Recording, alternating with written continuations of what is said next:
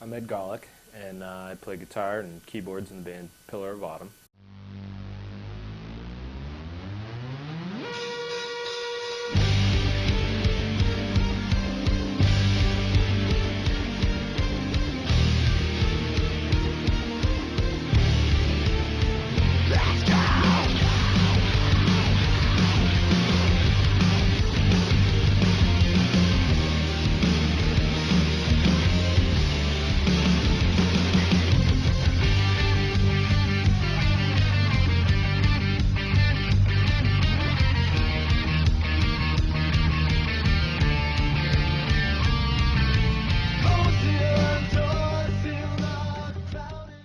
We just came out with a album a few months ago, and in the process of recording that album, I looked to Jeff to help me through the process. You know, working on some solos, working out a couple kinks with some different riffs we had, and he was great help as far as getting me through that process.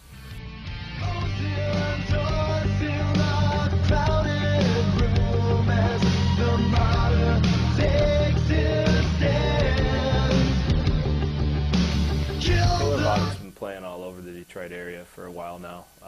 Theaters, clubs, bars. We're branching out into other areas, Chicago, Cleveland. Probably going to try to do a little bit of an East Coast, possibly West Coast. We have a decent following in Texas, so once you're at Texas, why not go the extra couple miles and get out to SoCal, because you drive 40 minutes and you're in another city, it seems like. We also did a acoustic tour of the local Hot Topics in the area, which is it's a clothing store for mostly younger children, but there's some older people that go there too. The whole premise was they wanted you to sign up for their online tool. It's kind of like a MySpace. It was called Shockhound, and the idea is just to get more awareness about Hot Topic and have fun and interaction with the people that go to the store. But they let us set up in the store, do a free show for anybody that was in the mall. We could sell our merchandise, which was really cool. We might actually get regional distribution because of it. We ended up playing about 10 or 11 shows and did pretty well. The hard part for me in that aspect is because I play guitar and keyboards. These were acoustic shows, and I couldn't take my keyboard, so I had to transpose everything that I played on the keyboard to a guitar. It was a little bit rough at first, but I've been playing both instruments for quite a while, so once I got started on it, it went pretty good. We did work on a tribute album for MC5. It was basically a collaboration of Dark Green Entertainment and a bunch of the local bands in the area that went back 40 years and covered a bunch of songs from that time period in Detroit's history. We played a show that was 40 years from the date of the original recording of the MC5's first album, one of the best live recorded albums, and it was their first release. I mean, that's amazing in itself, but it was kind of a tribute to them. From what I know right now, we're still in production and working out some of the legalities of the different covers that had been played, and the bands, letting us use the rights to it and everything like that. The reason I decided to go with Jeff as far as somebody to get me to the next level was because he had more of an experience in the area that I was working in. I mean, we're in a rock band.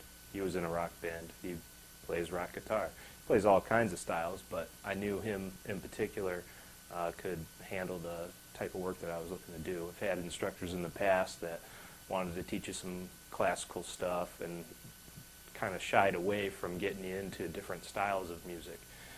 Jeff's always been really open as far as, there's no real cut and dry way to do things, but here's what works for me, here's what works for other people. Really open about his attitude about the guitar. Some of the more specific things I wanted to learn from Jeff were writing solos.